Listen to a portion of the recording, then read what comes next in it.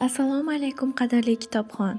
Bugun men sizlarga Hakan Oskanning Voz kechilmas ayol bo'lish kitobini taqdimot qilib bermoqchiman.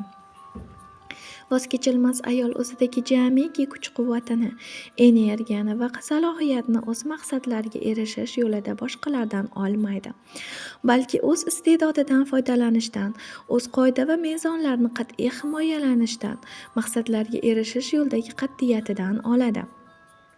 Atrofdagi insonlardan ko'rgan hurmat, e'tiboriga o'ziga xos ayol ekanligi, o'zini kim ekanligini, o'zini qanday tutish kerakligini aniq ravshan bilishi, gapirganda odamlarni o'ziga maftun etuvchi ovozi va muammolarga tez yechim topadigan amaliy aql-zakovati orqali erishadi.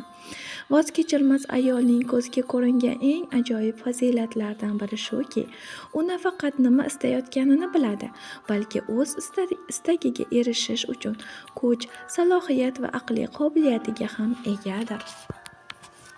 Har qanday musibat va mashaqqatlar o'tib ketadi, hech biri abadiy emas. Lekin azob-uqubatga to'la o'sha damlarda yoningizda kim bo'lganligi eng muhimi. Tunlari boshingizni yostiqqa qo'yganingizda paydo bo'ladigan yolg'izlik tuyg'usi qalbingizni yanada azoblaydi. Yolg'izlik bu shafqatsiz va zolim dunyoda bizga berilgan eng katta jazodir. Ha, yolg'izlik beradigan azobdan qutulish uchun baqirish, qichqirishga majbur bo'lamiz.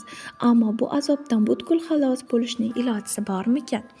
Keling, aziz kitobxon, bu satrlarni sizning qalbingizga yorug'lik olib kirgan bo'lsa, o'zingiz olib nihoyasiga yetkazib qo'yishingiz mumkin.